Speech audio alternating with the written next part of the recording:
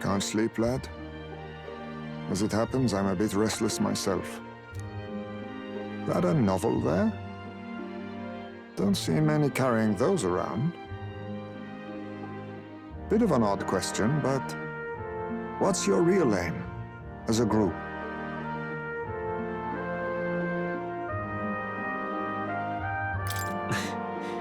We're just a group of like-minded stragglers. That's plain from the look of you. In any case, suppose it's not my place to ask. Don't worry, lad. Just water. Back where I grew up, there was nobody like you lot. Just you Jeeves. We've never been accepted by other tribes, and 'tis no mystery why. We're nocturnal, we look worlds apart, and there's so few of us. Not enough for any political sway. Our elders only ever thought of short-term alliances, loyalties changeable as the wind. We relied on their power, not ours, and resigned ourselves to that. Oh, I loathed it. Even as a child. I hadn't been cowed into considering myself lesser. I honed my skills, that the city's majority might accept me. And I'll not say it was fruitless. I was accepted into the knighthood of the royal capital. I felt like my fellows and strangers alike accepted me as an equal. Fool that I was. They never really wanted me among the true knights. Just in the Shadow Guard, where my deeds were dirtier and kept secret. Equal and lesser in the same breath. Ultimately, once my superiors realized I wouldn't abide their self-serving orders, they stripped me of the title I'd fought for. And little by little, my son died. I'd failed to protect him. And despite everything I felt, I'd resigned myself to being powerless. Just like the damned elders I'd hated so much. But you know, you lot have helped me realize something. I'd thought for a long time that if I wanted to feel accepted, instead of being the eternal outsider, I'd need power, status, some mighty patron nobody could defy. I wasn't really looking to swear myself to some superior. I only wanted not to be alienated for who and what I am. I just needed allies, friends. Then from now on, we're friends.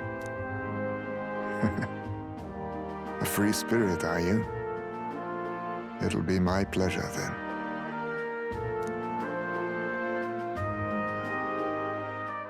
The aloof hermit, Heismay.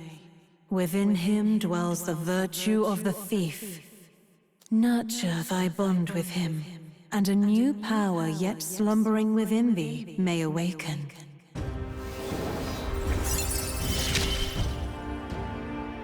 Perhaps our fates are bound somehow.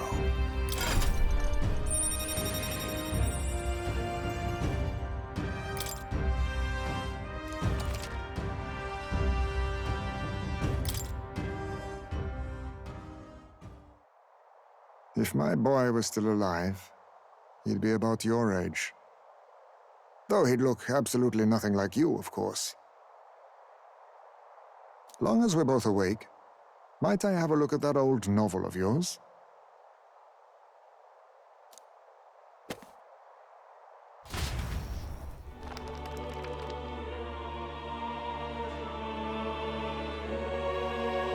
So, this is a fantasy novel.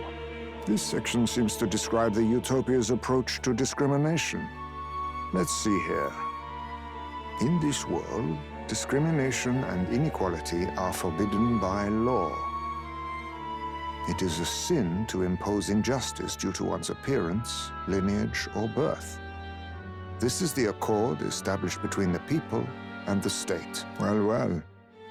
What a world that would be. I don't imagine our land will get there for another century or 5.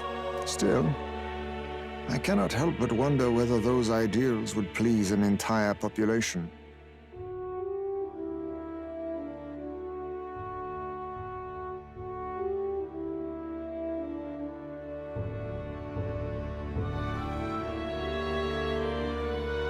We cannot pretend at diversity without acknowledging individual differences. Some will be judged as strong, while others marked as weak. Equal competition doesn't mean equal footing. Their very aims of freedom and balance could spell doom for the striving weak. I wonder how we might ever achieve a true utopia, where everyone could be happy. If this awakened power is meant to be wielded in service of my beliefs, then, no matter who calls it naive or foolish, I will always use it to save the weak.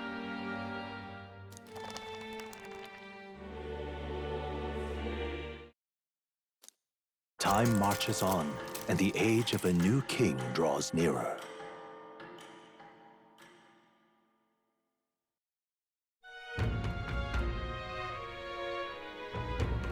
So,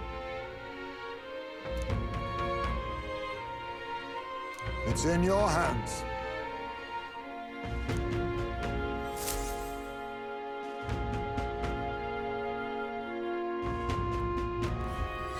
let's focus.